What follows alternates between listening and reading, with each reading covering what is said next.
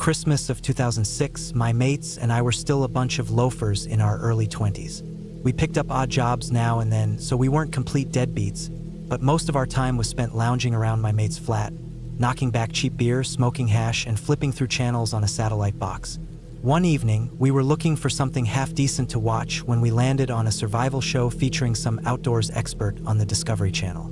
For those unfamiliar, he was like a milder version of Bear Grylls from the 90s, traveling to extreme environments like the Arctic or deep jungles and showing viewers how to survive off the land. It was captivating stuff, watching him eat raw fish and forage for food, and soon we found ourselves arguing over who among us would crack first if we tried something similar. What started as a joke quickly turned into a real bet between two of the lads. At first, they were messing about, but the more they talked, the more serious it got, until they were betting 100 quid on who could outlast the other in the wild. Before we knew it, we were planning a survival trip to the countryside. Luke and Ben, the two who made the bet, initially wanted to head down to the moors where the military trained. It's a vast, exposed landscape, and Ben's brother, who had army experience, warned them they'd freeze if they went in late winter. Instead, he suggested a remote forest in the north, a place he had trained in years ago. It was one of the few spots in the country that resembled true wilderness, with a much better chance of finding water, food, and shelter. Once they had a location, there was just one problem: they needed someone to keep things fair. There was nothing stopping one of them from sneaking off to a hotel and coming back days later looking dirty to claim victory. They needed a referee, and that ended up being me. Not that I needed much convincing, I was actually pretty keen on the idea. Still, I figured we needed a bit of structure. Their plan was just to wander into the forest and stay there with minimal supplies until one of them tapped out, which seemed reckless. Instead, I proposed a challenge. We'd take a train to a small town, hike about 20 miles through the forest over 3 days, with a couple of nights camping before finishing at a cozy bed and breakfast. It wasn't quite the hardcore survival challenge they had in mind, but considering they had zero outdoor experience, I figured a few days of hiking would be tough enough. Unlike them, I'd done outdoor expeditions in school, and it was one of the few things I actually enjoyed. Fast forward to early March 2007, and we had all our gear, ponchos, freeze-dried meals, proper sleeping bags, and the like. We took an early train north, hopped on a bus to a small village, and from there, we walked straight into the wild. I say wild, but the first day was mostly trudging through farmland, hopping fences, and watching the looming forest get closer. By the end of the day, we were knackered. Even though we had trained a bit beforehand, it was exhausting. We set up camp just outside the densest part of the forest, saving the hardest stretch for the next morning. Sleeping outside in early March was rough. It wasn't freezing, but the wind howled through the trees, making it feel much colder. After hours of shivering and struggling to sleep, we decided to start hiking again before dawn. As soon as we reached better wind cover, we set up a quick rest stop, had a bite of crackers with peanut butter, and took a brief nap. By the second morning, the novelty had worn off. Luke and Ben spent the whole time whining, and I secretly enjoyed watching them struggle. It was the only thing keeping me going. After a break, some tea, and a smoke, we stamped out our fire and continued. The deeper we went, the harder it got. The trails vanished, leaving us scrambling over uneven ground, weaving between trees, and carrying heavy packs. By mid-afternoon, we realized we might need an extra night in the forest, which was not in our plans. Supplies were running low, and the trip was starting to feel less like an adventure and more like a terrible idea. Then, just when tempers were flaring, we stumbled across a small, abandoned-looking structure in a clearing. One was an old stone cottage, the other a smaller outbuilding made of stone. We cautiously checked the area before moving in. The smaller building was a bothy, a basic shelter left open for travelers, with a table, fireplace, and a few dusty mats. We were skeptical at first, but with rain on the way, it seemed like a godsend. Ben, however, decided to investigate the cottage. A few minutes later, I peeked out to find him missing, the once closed door now wide open. Before I could call out, a dog's barking echoed from the trees. Seconds later, a man emerged, heading straight for us, his dog straining at the lead. Assuming he was the owner, I started hissing at Ben to get out. The guy yelled, "What are you doing?" and Ben walked out looking sheepish. The man, probably in his 50s, was clearly annoyed. We panicked, thinking he'd kick us out or call the police, but then, out of nowhere, he started laughing. "Had you going there, didn't I?" he said, finding our fear hilarious. He explained that the cottage was also open for visitors and that we were welcome to stay in the bothy. But his dog wouldn't stop growling at us, kept lunging, and he had to yank it back repeatedly. Then, as we were thanking him and heading to the bothy, Ben casually asked his name. The man paused, then said, "Gary." It was the most obvious lie I'd ever seen. Something about it unsettled me, but we weren't going to press him on it. We just planned to stay the night and be gone at dawn. Then he called out to us again, "Hey lads, have any of you ever been?" And then he spelled it out, R-A-P-D. We froze. I blurted, "What did you just say, mate?"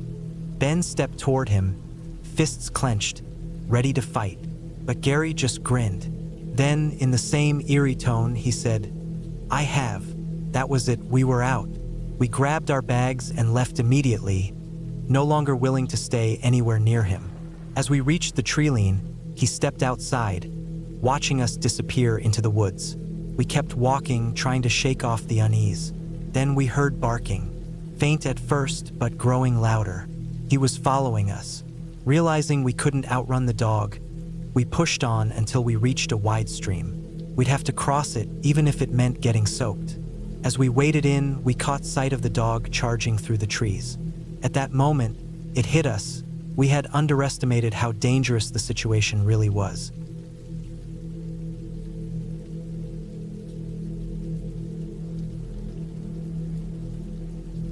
On the evening of February 25, 1978, 26-year-old Greg Daniels was driving 4 close friends to Redwood University in California to watch a basketball game. They were members of a team called the River City Cougars, a Sacramento-based program for individuals with intellectual disabilities. The team was scheduled to participate in a week-long tournament organized by the Special Athletics Association, where the winners would be awarded an all-expenses-paid trip to Los Angeles. Alongside Greg Daniels, the team included 30-year-old William Sterling, 25-year-old Jake Hewson, 33-year-old Theodore White, and 31-year-old John Marino. Sterling and Hewson had been officially diagnosed with mild intellectual disabilities, while White and Marino, despite no official diagnosis, had been accepted onto the team due to learning challenges. Both Daniels and Marino were military veterans, but while Marino's service was uneventful, Daniels' time stationed in Germany was far from ordinary.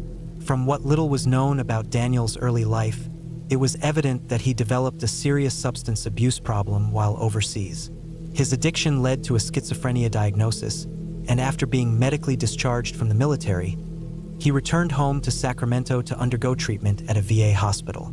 He had a history of violent outbursts, some of which brought him into contact with law enforcement, but by 1978, his behavior had significantly improved due to consistent medication. Doctors credited his progress to a combination of antipsychotic and neurological medications with minimal side effects. They described him as one of their most promising recovery cases, stating that he was capable of living a stable and independent life. Daniels supplemented his disability income by working for his stepfather's landscaping business and was a committed member of the River City Cougars, often driving the team to various games and tournaments. Though their tournament was scheduled to begin the following afternoon, Daniels and his teammates drove to Redwood University the night before to support the college's basketball team. After watching the game, they stopped at a local convenience store to pick up some snacks. The store clerk recalled their visit clearly, as they entered just minutes before closing time. The young men seemed to be in high spirits, appeared sober, and left the store in an orderly manner just after 10 p.m. Their families expected them home around midnight, but when the night passed with no sign of them, their worried parents contacted law enforcement. Police departments from both Placer and Sacramento counties searched the highways between Redwood and Sacramento but found no trace of the missing men. Park rangers were enlisted to help, spreading out across the surrounding wilderness in hopes of locating them. Then, on February 29th, a ranger from Sierra National Forest reported a vehicle matching their description, an old blue and white sedan registered to John Marino, abandoned on a rugged dirt road deep in the forest, about 70 miles off their expected route. When officers arrived, they saw no signs of forced entry or a struggle. The car was undamaged, aside from a few candy wrappers left in the back seat. The vehicle's placement raised many questions. Why had they taken such a remote and difficult route through the mountains, especially in cold weather? Marino, who was most likely the driver, despised cold weather and, according to his family, would never willingly drive into the mountains. This led authorities to question why they had deviated from their planned route and, more importantly, why they had abandoned their car in freezing conditions with no adequate winter clothing. Upon further investigation, officers noted that the car appeared to have been briefly stuck in a shallow snowdrift, with evidence of tire spinning as if the driver had tried to free it. However, the snow was not deep enough to completely immobilize the vehicle, and with 5 able-bodied young men, they could have easily pushed it free. When police checked for mechanical issues by hot-wiring the car, the engine started without issue, and the gas tank was still a quarter full. The keys, however, were missing, indicating that they had left the car voluntarily with the intention of returning. But where had they gone? Efforts to track their movements were hindered by a sudden snowstorm, forcing authorities to pause their search. Days later, as the snow cleared, the investigation resumed, and police received multiple tips from the public. Most were either false leads or mistakes, but 2 separate witness accounts stood out. A local man named Joseph Simmons told police that on the night the men disappeared, he had been staying at his cabin, coincidentally near where their abandoned car was found. While driving up in the afternoon, a sudden snowstorm caused his car to get stuck. After struggling to free it, he began experiencing chest pain and shortness of breath, symptoms of a heart attack. With no way to call for help, he stayed in his car overnight, hoping to recover enough strength to drive to a hospital by morning. At around midnight, Simmons saw the headlights of a vehicle approaching from behind.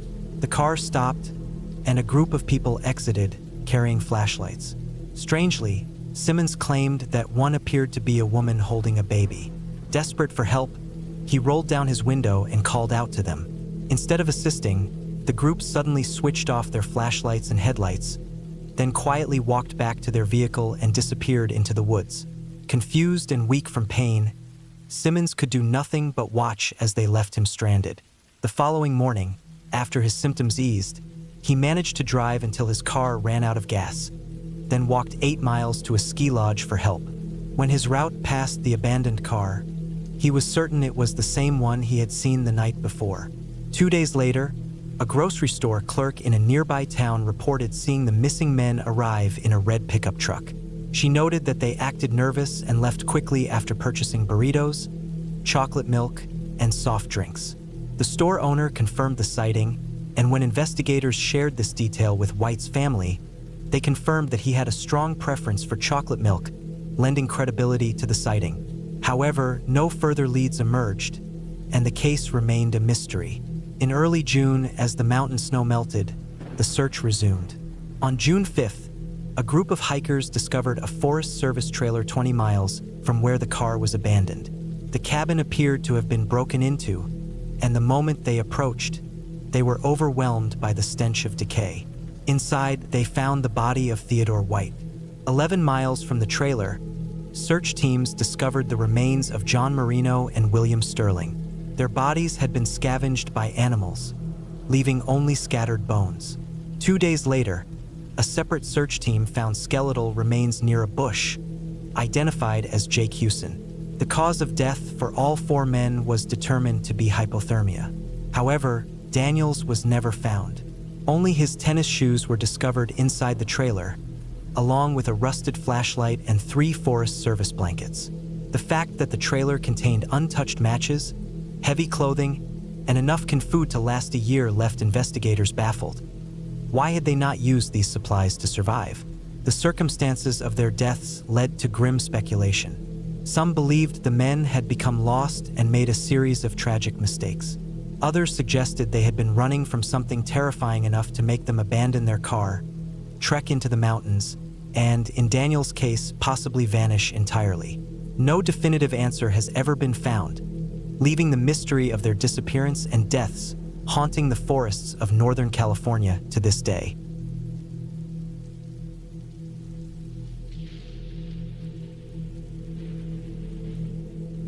About a month ago, my friend asked if anyone had ever had unusual encounters in northern Alabama and some nearby areas, especially in the hills.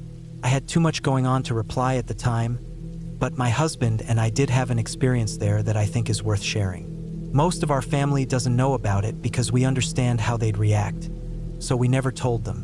While I realize this story describes some extreme events, my husband and I both experienced everything just as I will recount it.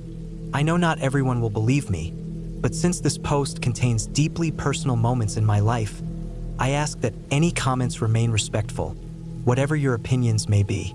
Thank you. This story needs some background to explain certain factors that may have influenced what happened. I suspect the events leading up to our trip to Alabama had a direct connection to the intensity of what we encountered. I had never been interested in marriage, and neither had my now husband. Then we met each other. We got engaged at 32 and 30 and had a 2-year engagement. We wanted our wedding to reflect our true soul bond and chose to go completely non-traditional. His large family wanted a formal church wedding, so we were at odds with them from the start. My fiancé and I began experiencing a long stretch of extremely bad luck, along with some minor poltergeist activity at home. It wasn't anything too alarming, so we mostly dismissed it, except for one instance when we left the house and returned to find a red rubber ball sitting right in the center of our bathroom sink. No one had a key to our place, and we certainly didn't own a red ball. That one unnerved us. When I confided in a friend that I felt something weird was going on, almost as if the wedding was cursed, he brushed it off. I told him, "Watch, something's going to happen today while he's getting his tux." He gave me a skeptical look, but moments later, my fiancé called, shaken. There had been a freak accident in the parking lot where he was getting fitted, and someone had completely wrecked the back of his truck. That shut my friend up fast. Another issue was my refusal to have my father walk me down the aisle. I also refused to have a random stand-in just for tradition's sake. I asked my younger brother, and he said he'd be honored. We had some struggles in the past, but he'd been clean for 7 years, and we had reconciled. Losing our middle brother to a drunk driver had separated us for a while, but in time, it brought us back together. Then, just over a month before the wedding, my younger brother unexpectedly passed away in his mid-20s. My fiancé and I drove over 14 hours near Point Pleasant, West Virginia, to say goodbye. I knew my brother, and I knew he wouldn't pass on easily, especially so close to my wedding with me counting on him. It weighed on me heavily. His viewing was private, for immediate family only. He wasn't embalmed due to the full autopsy required, and he was covered in a handmade quilt up to his chin. We were told not to touch him, though we didn't listen. After saying my goodbyes, I walked to the end of the gurney, placed my hands on his feet like a supplicant, and whispered that I understood it was an accident and that I forgave him. I told him that if he still felt the need to make amends, he could do so by gathering our loved ones and my fiancés to witness the wedding from the other side. I called on them by name, our middle brother, my fiancé's sister, grandparents, aunts, and friends. If he did this, I told him, there would be no debt between us, and he could rest in peace. The looks on my family's faces were priceless, but it felt like something I had to offer. When we returned to New Orleans, I had a pendant made with my favorite photo of my 2 brothers. I wrapped it around my bouquet, and while guests may have thought I walked the aisle alone, I knew my brothers were right there with me in spirit. For our honeymoon, my new husband, Mark, and I stayed at a rental cabin on Raven Bluff in the Appalachian foothills. I won't mention the exact cabin in case I'm not supposed to, but I will say it had a stone foundation and a woodland theme. The cabin sat on stilts about 15 feet off the ground due to the hilly terrain. Wanting to express gratitude to the land for hosting us on such a special occasion, I placed a handful of fresh-picked gardenia blossoms on a wooden decoration on the porch railing. Just a simple gesture, no rituals or anything. We left to grab dinner and groceries. Upon returning, we found the wooden decoration shattered into pieces all over the porch. It must have hit the ground hard to break so thoroughly. We assumed an animal knocked it over. Then I noticed something odd. The flowers were gone. Not a single petal remained, yet the dry leaves scattered on the porch were undisturbed. Gardenias aren't light flowers, so it was strange they had vanished while the leaves stayed in place. I searched the porch and walkway but found nothing. The next morning, about 20 feet from the porch, I spotted something that made me stop in my tracks. My gardenias, piled together and flattened as thin as paper. There were no footprints, yet it looked like something had stomped them multiple times. Feeling uneasy, I walked away, wondering if the land hadn't liked my offering after all. That first night, Mark woke up to loud thuds shaking the cabin, like something striking the support beams. He said the mirror on the wall vibrated, which shouldn't have been possible. The moment he started dozing off, another bang would jolt him awake. Finally, after one particularly strong hit, he decided to wake me. As he reached for me, an even louder noise came from the center of the cabin, like a heavy book dropping from a height, but there was nothing there. Then, behind the television, a metallic jangling sound started, persisting for what felt like forever. Too terrified to investigate, he lay frozen, listening. I finally woke up to the buzzing sound.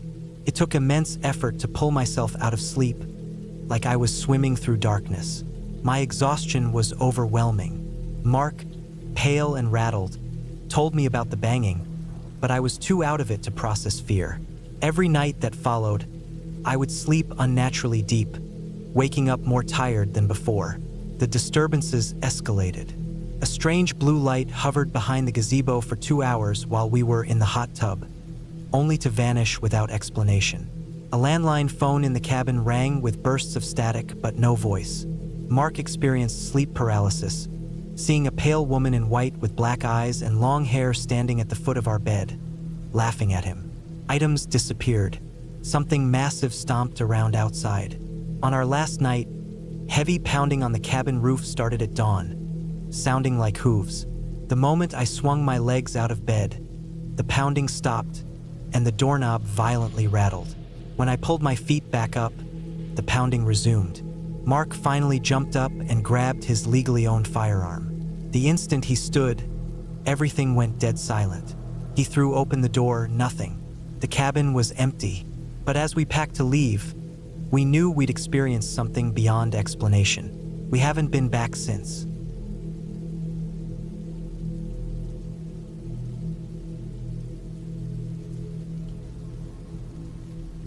I grew up in the 1970s in a small town called Millridge up in Alberta.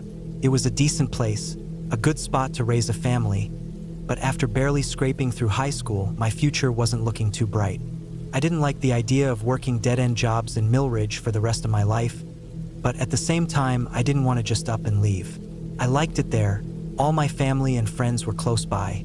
The problem was that most of the available jobs meant working under someone else, and I couldn't stand the idea of taking orders all day. I didn't want to be a cop, a firefighter, or anything that required a degree either. The only thing I really wanted was to work on motorcycles. The trouble was, I didn't have a motorcycle and I sure didn't have the cash to buy one.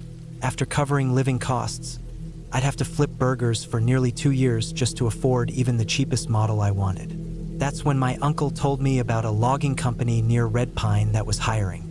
I don't know what it's like these days, but back then, becoming a logger was easy. Mostly because you had to be a little reckless to take on such dangerous work. To make up for the risks, the pay was great, and since they didn't even require a high school diploma, it was a popular choice for guys willing to put their necks on the line. This was the late 70s. Safety regulations weren't what they are today. Back then, getting hurt on the job was just part of the deal. When I first started, some of the older guys told me I wouldn't last a month without getting my first scar. I figured if I was careful, I could make it through the 7 months I needed to afford a bike without getting injured. Turns out, all that talk was just to mess with the new guy. But another guy I signed on with, same age, similar background, wasn't so lucky. He didn't make it. And to this day, I don't think the authorities ever figured out what really happened to him. A few months after I started, another new hire joined us, a kid named McAllister. His first name was Jake, but everyone just called him by his last name. We didn't work together much, so I didn't know much about him personally, but I heard plenty of stories, and none of them were good. He was quiet, lazy, and weird, constantly causing problems for his crew. He was always late, even when we were staying at remote logging camps where there was nowhere else to be. He'd vanish for hours at a time, and people started whispering that he was sneaking off to get high. But the crew boss never found anything on him, so all they could do was issue warnings and wait until they had enough of a case to fire him. Then one day, McAllister just disappeared. His crew said he walked off into the woods to relieve himself, and that was the last time anyone saw him. We weren't at a camp at the time, so the others figured he'd just quit and walked back into Red Pine without telling anyone. No one even noticed he was missing until hours later, and even then, they only did a quick search before reporting him gone. The next morning, he didn't show up for work. We assumed he was gone for good and moved on. But about a week later, his mother turned up at the foreman's office. She was worried sick. Hadn't heard from him since the day he disappeared. Instead of calling the police right away, she'd spent days driving around looking for him. That only made us more suspicious. Why wouldn't she go straight to the authorities if she was so worried? The only explanation that made sense was that she didn't want them finding something she didn't want them to. But that's just speculation. A few days later, the police did get involved. I don't know what was said between the officer and our foreman, but next thing we knew, we were being asked to help search the woods where McAllister had last been seen. The foreman wasn't thrilled, and I got the feeling the cops suspected one of us had something to do with the kid's disappearance. No one objected to the search, though, especially after seeing how torn up his mother was. McAllister might have been a screw-up, but he wasn't a bad guy. We spread out and marched through the forest in a long line, keeping our eyes on the ground. After a while, I figured we weren't going to find anything. But just as we were about to turn back, one of the guys on the edge of the search party shouted that he'd found something. We rushed over and saw a single boot lying in the dirt. None of us knew for sure what kind of boots McAllister wore, but somehow we all knew it was his. That was enough for the cop to call off our search and bring in reinforcements. Everyone started speculating. Some thought it was no big deal that he'd just taken off and lost his boot along the way. Others were convinced it was a murder case and that one of us had something to do with it. I didn't know what to think until they found his body. For the next couple of days, police came and went, but never in huge numbers. Then, one morning, we showed up to work to find the place swarming with activity. The cops wouldn't tell us much, but the foreman spoke to their chief, and before we knew it, reporters were showing up. They wanted to talk to us more than the police did, but we didn't have much to say. We only knew it was bad, real bad.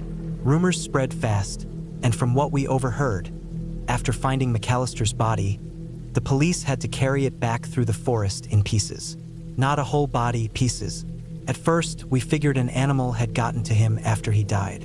But a few days later, the police came to the logging site with a search warrant and took 3 guys from McAllister's crew in for questioning. That's when it really hit us. Had his own crew done something to him? It sounded insane. If they had a problem with him, they'd just tell him to his face, not drag him into the woods and do something awful. Eventually, those guys were released without charges, and the cops never came for anyone else. Then we found out why. McAllister hadn't been cut up with a saw. His arms, legs, and head had been torn off and stacked neatly inside a hollowed-out tree trunk. The police never outright confirmed that part, but they never denied it either. Everything else we heard was just speculation, but I sincerely hope none of it was true, because some of the things I heard in my final months on the job still make my blood run cold. I stayed on for a while after buying my motorcycle, just to save up some extra cash before moving down to Tucson. In that time, I heard a lot of talk about what might have happened to McAllister. Some theories were cruel, and I don't want to spread rumors about a dead man. But I still wonder about it sometimes. Was it some kind of criminal thing catching up to him? Or was it something else entirely? Because if it was something else, something we can't explain, then it could have just as easily been me out there, ripped apart and stuffed into a hollow tree, my face frozen in an expression of terror for all eternity.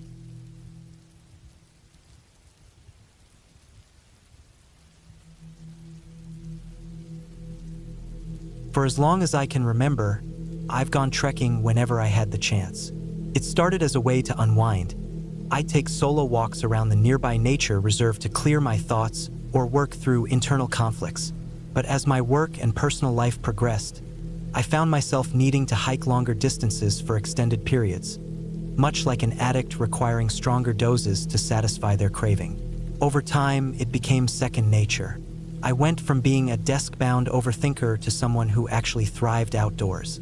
But one thing never got easier: hiking in the woods after dusk or before sunrise, especially in isolated areas.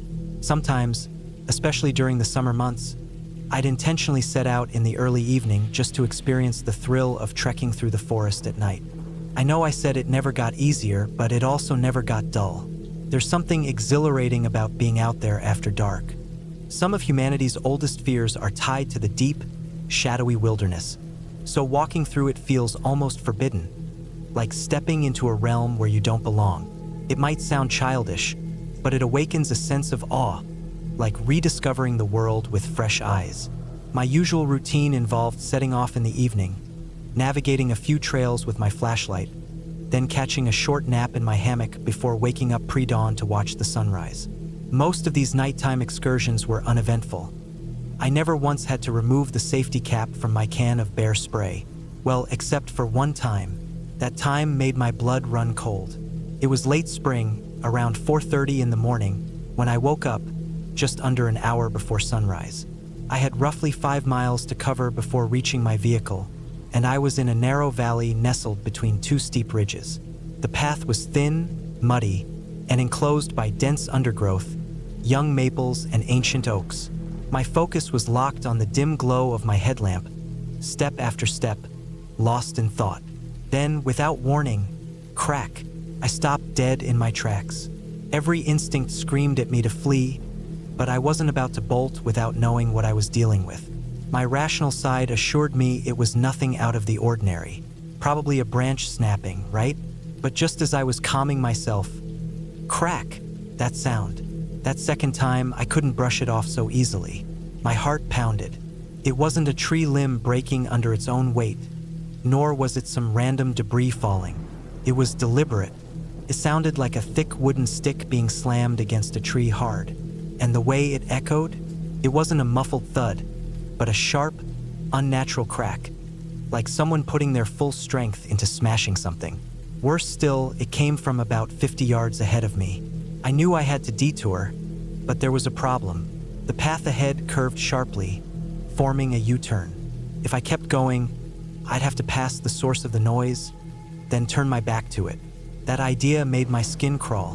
Whatever was making that sound, I had no intention of turning my back on it, especially in the dark. But if I wanted to get back to my car, I had no choice. So I stayed put and listened. A full minute passed. Nothing, just eerie silence. The sky would start lightening in about 30 minutes, and the promise of daylight brought little comfort. I debated keeping my headlamp off to avoid giving away my location. But the more I thought about it, the more I realized I needed to see. If some maniac with a machete was lurking nearby, I'd rather know about it. And if, by some chance, I was about to have a once-in-a-lifetime encounter with something unknown, I'd at least want to get a good look at it before it got a good look at me. I reached for my headlamp, preparing to switch it on. But just as I was about to do it, I smelled it. I've come across my fair share of dead animals. When I was a kid, my cat vanished for days. He was an outdoor cat, so my parents reassured me he was probably on an adventure. But after a week with no sign of him, I got worried. My parents helped me print out flyers, and we posted them around the neighborhood. A few days later, still no cat. That's when I convinced my mom to help me search the wooded area behind our house.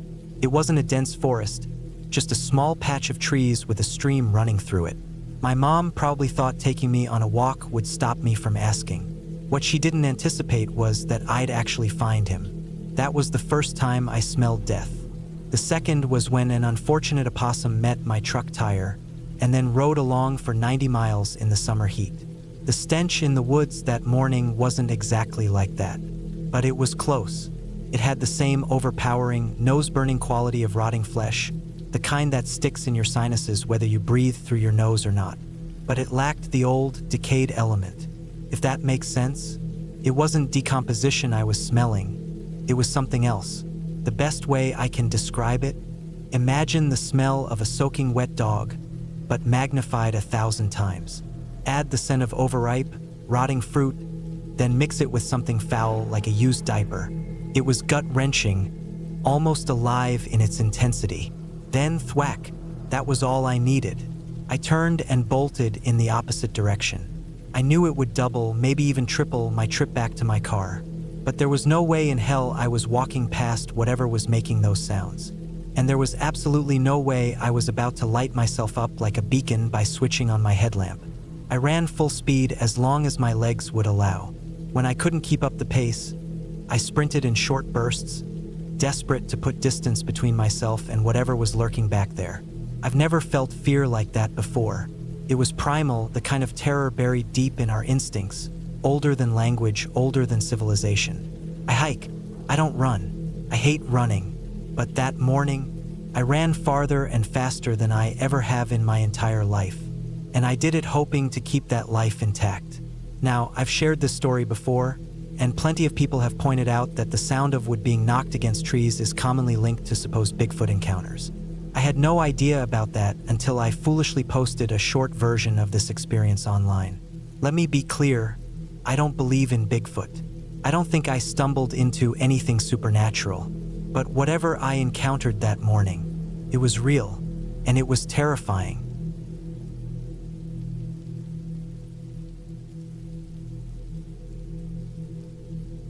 I've been working at this wildlife reserve in Wisconsin for a while now, and usually the biggest surprises I get are a lost camper or a sudden thunderstorm. But one night, everything changed. Storm clouds gathered fast, rolling in like a warning. Rain pounded on the roof of the tiny check-in booth where I was stationed, and the wind howled through the trees, shaking the windows so hard I thought they might break.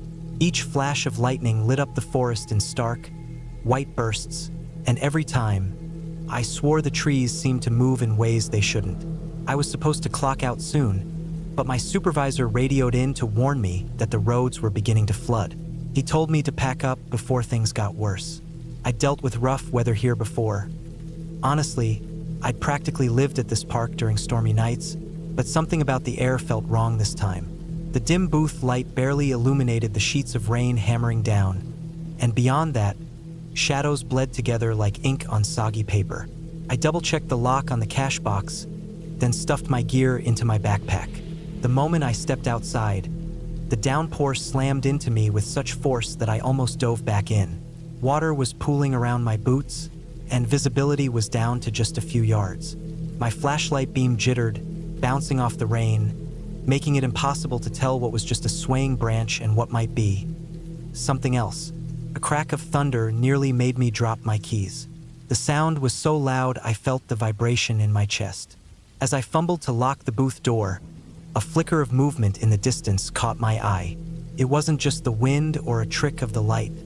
There was a figure, tall, unnaturally thin, standing deep in the darkness.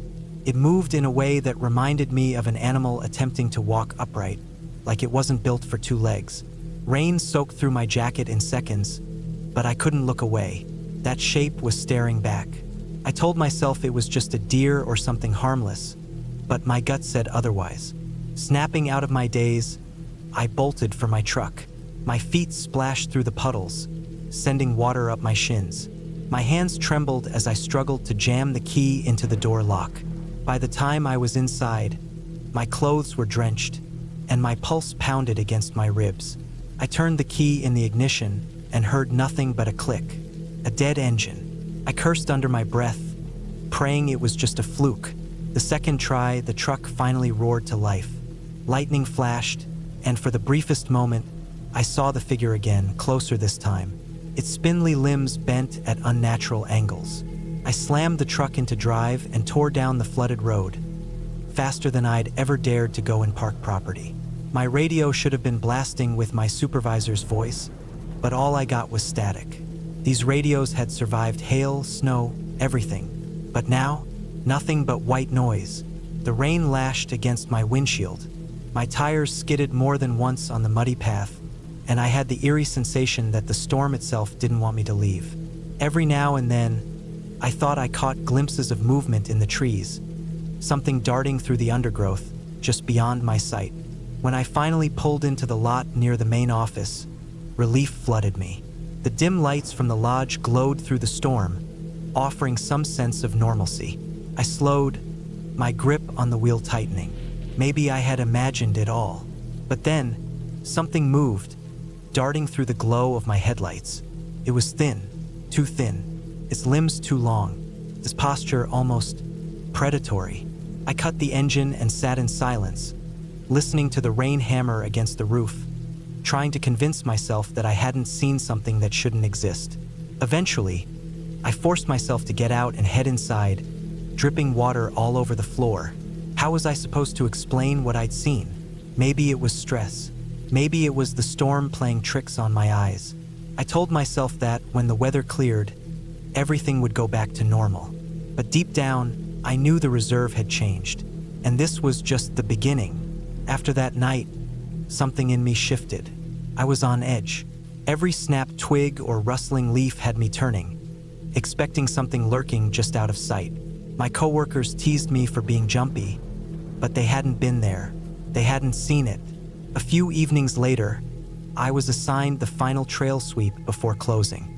It was routine, just making sure no one was lost or stuck before the gates shut for the night. I started the walk around 9 o'clock with my headlamp and gear.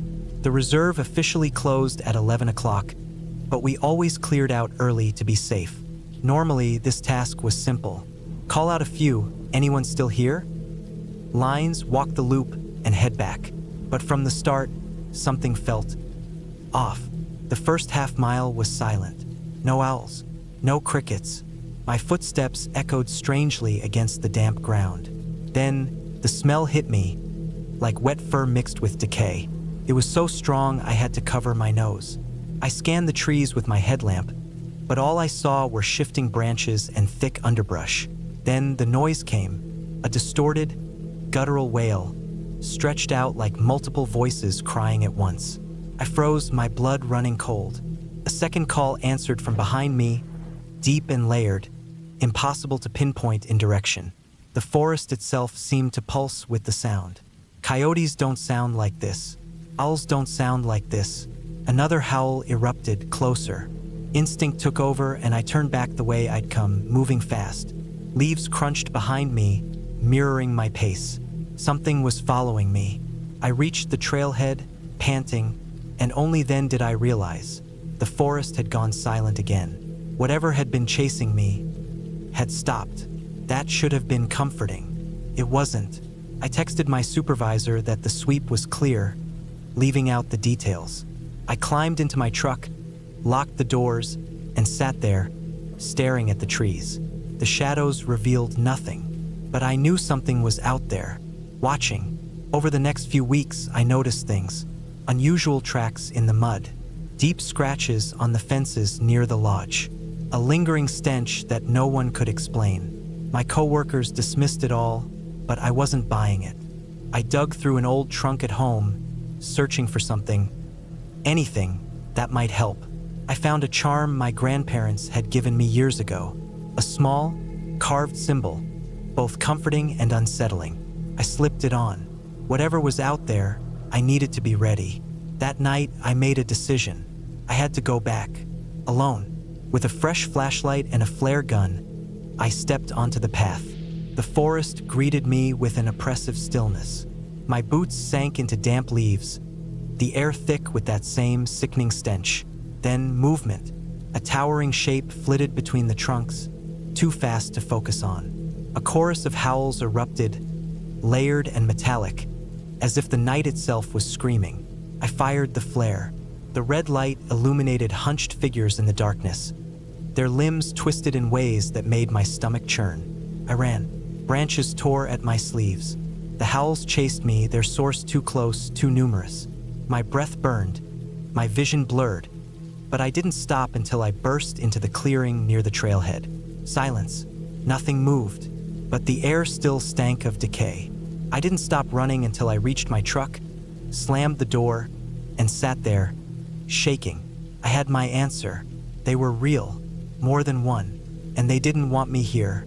The preserve belonged to them after dark, and I doubted they were leaving anytime soon.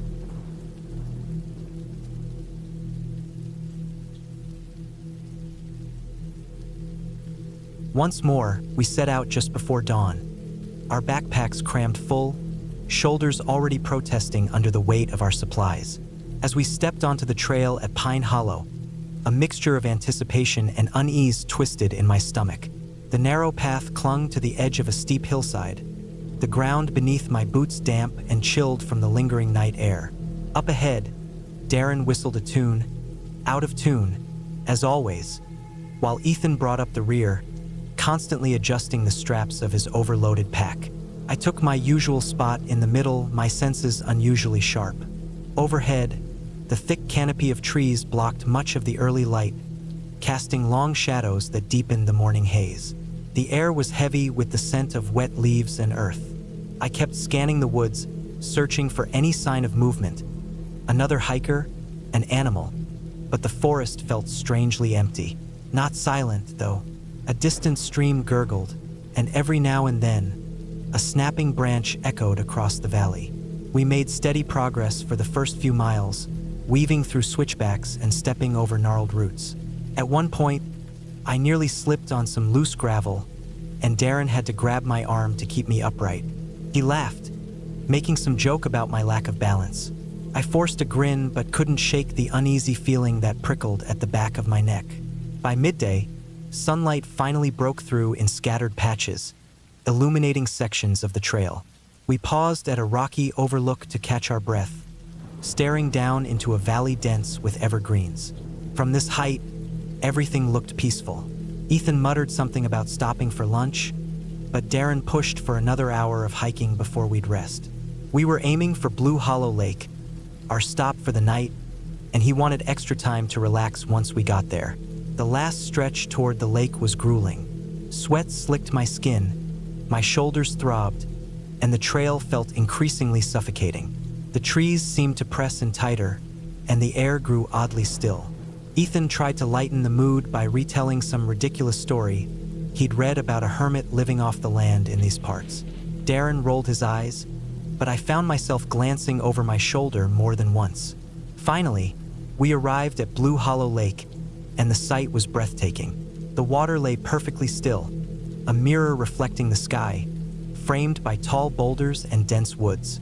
We threw down our packs and collapsed onto the nearest rocks, exhaustion and relief washing over us. Darren set up the tents while Ethan collected fallen branches for a fire. I stood by the water's edge, watching the way the surface barely rippled, so eerily calm. Once settled, we lit a small fire, its warmth and flickering glow a comforting presence in the creeping darkness. We passed around a canteen, sipping the cool water with newfound appreciation. For a little while, we relaxed. The wilderness around us dissolved into a quiet void, broken only by the occasional rustling of unseen creatures.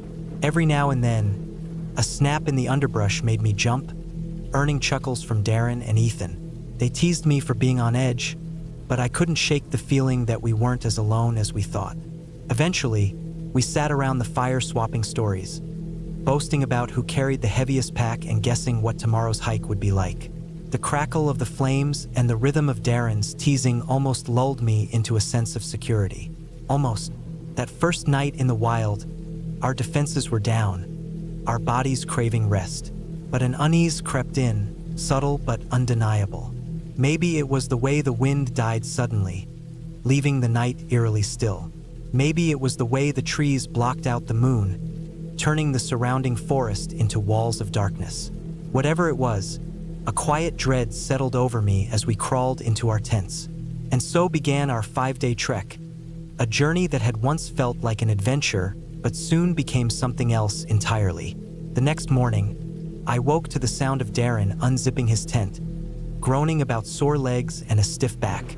My own body ached as if I'd been tossed around in my sleep, and Ethan looked like he hadn't slept at all. None of us admitted it, but the unnatural quiet of the night had gotten to us. We scarfed down a bland breakfast of oatmeal, packed up quickly, and pressed on. The trail led us deeper into the wilderness, the foliage closing in, making the path feel claustrophobic. Every so often, the wind stirred the branches, creating a whispering sound that faded too quickly. We moved mostly in silence, stepping over twisted roots and skirting muddy patches. By midday, We reached a small wooden sign pointing toward Fern Creek. Darren had read about it, a shallow stream supposedly good for refilling water. But when we arrived, the place felt wrong. Thick moss coated the trees and stones, muting every sound, giving the area a hushed, damp quality. We paused by the bank, filtering water, when I noticed them. Footprints, wide and deep, pressed into the soft earth. Someone had been pacing there. Ethan shrugged it off as an old hiker's tracks. Darren and I exchanged uneasy glances. The prints looked fresh. Still, we had miles ahead of us. We pressed on.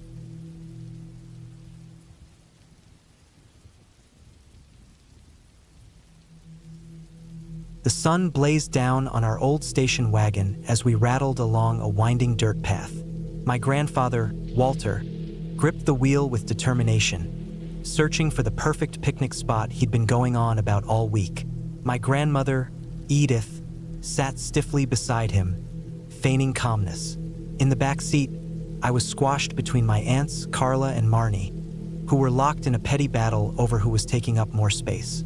My mother tried to keep the peace, but her voice barely cut through the steady crunch of gravel under our tires.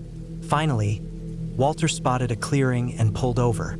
I was relieved to escape the cramped car, but my excitement faded quickly. The air felt too still, like the woods were holding their breath. Normally, I'd be running off to gather wildflowers or clamber over fallen logs, but an odd sensation kept me close to the others. We started unpacking the trunk. Edith spread out a blanket on a patch of grass while Mom fussed over the basket of sandwiches. Walter, without any explanation, declared he was going to check something past the tree line. We watched him disappear, uneasy at how abruptly he'd left. My aunts, usually eager to explore, stayed put, busying themselves with cups and plates like they were afraid to wander. As I helped set out the food, Carla nudged me, eyes wide, and motioned toward a mound of dirt just outside the reach of the sun, partially shaded by an old oak. It looked freshly turned, with stones half buried on top, giving it the appearance of a small grave. Too big for a rabbit, too deliberate for a fallen branch pile. A cold weight settled in my stomach. I glanced at Edith, seeking reassurance, but she avoided my gaze. Instead, she firmly instructed us to leave the mound alone. The tremor in her voice made it clear she had no explanation, at least not one she wanted to share. Carla and Marnie shrugged it off, pretending it was nothing, but I knew better.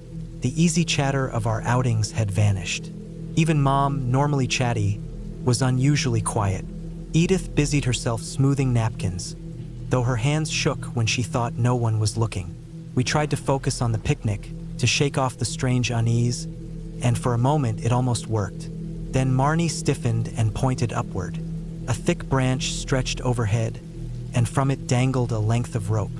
A noose, swaying gently in the light breeze. We froze. I tried to rationalize it. Maybe it was an old hunting setup, a snare left behind. But a creeping dread told me otherwise. Edith glanced up, her face pale. "Nothing to worry about," she muttered, but her voice wavered. None of us believed her. We sat rigid, scanning the woods, waiting for Walter to return, suddenly regretting how far we'd driven from home. The silence became unbearable. Every rustle of leaves set us on edge. What was meant to be a joyful picnic had turned into a silent, tense watch over that mound and that rope. With each passing second, I felt more certain that something was terribly wrong. Then a sound, a low, rhythmic thud, distant but distinct. At first, I thought I imagined it. Then it came again. 3 beats. A pause. 3 beats. Another pause. Over and over. Mom's face tightened. No one spoke. The sound rattled me more than any sudden crash could have. It was purposeful, deliberate. Carla whispered, "Hunters, maybe?" But Marnie shook her head. We all knew this wasn't hunting. The drum-like beats continued, and the tension climbed. Edith, trying to mask her nerves, began gathering up cups and food like tidying up would somehow dispel the strangeness. The clinking of plastic against plastic seemed unnaturally loud. Then came the voices, a hum at first, then layered tones impossible to count, merging with the drumbeats. The air itself seemed to vibrate. I felt it in my chest, like a pulse that wouldn't stop. Edith's eyes widened, her lips parting as if to speak, but she stayed silent. No one dared admit we might not be alone. With Walter still gone, we were stuck. We couldn't leave him behind, but staying felt worse. The chanting grew louder. It wasn't random noise. It had a pattern, like a ritual. Shadows flickered between the trees, but whenever I focused, they were gone. Carla grabbed my arm and pointed at the mound. It hadn't changed, but somehow it felt worse, like it was tied to the drumbeat. I kept imagining something or someone buried beneath it. We huddled together, barely aware of the scattered food. All we could do was wait for Walter. The silence stretched unbearably. Then suddenly, Walter crashed through the undergrowth. His face was wild, pale as ash. "Get in the car. Now!" he bellowed. For a second, we were frozen, stunned to see him. Walter, unshakable Walter, so afraid. Edith snapped into action, grabbing what she could. Mom pulled us up and we ran. The chanting swelled, pounding in my ears. Though I couldn't see them, the voices and drumbeats made me feel watched, surrounded. If we'd stayed, I don't think we would have made it out. We piled into the car, doors slamming. Walter started the engine and tore away, gravel spitting behind us. I risked a glance back. The clearing vanished behind the trees, but the sound lingered, an echo that refused to fade. Walter's hands gripped the wheel so tightly his knuckles went white. His eyes flicked to the rearview mirror as if expecting something, or someone, to burst onto the road behind us. None of us spoke. No one dared break the silence. Mom clutched her hands together, trembling. Carla and Marnie twisted in their seats, checking for any sign we were being followed. Though the chanting had faded, it still pounded in my mind. The road was rough, every pothole making the car jolt. Loose picnic supplies clattered in the trunk, but Walter didn't slow. He drove like he'd known this path forever, weaving through branches and debris with single-minded focus. I kept expecting the engine to fail, a tire to burst, some cruel trick of fate to strand us there. But Walter never stopped. Finally, we hit the main road. The forest thinned, giving way to open fields. I had never been so relieved to see open sky, yet none of us felt safe. The silence in the car remained heavy. We knew better than to ask Walter what he saw, but my mind swarmed with questions. What had he witnessed? Why was he so shaken? When we reached home, Walter barely put the car in park before storming inside. Edith and Mom tried to clean up the mess, but everything was a disaster. Dirt-covered blankets, crushed sandwiches, scattered plastic cups. My aunts hovered nearby, exchanging uneasy glances. I followed Walter into the house, the dull thud of his boots leading me to the kitchen. He stood by the counter, staring at the floor. I swallowed hard and asked, "Are you okay?" He looked at me, eyes dark with something I couldn't name, and snapped, "Don't ever ask me about this again." The finality in his voice shut the conversation down.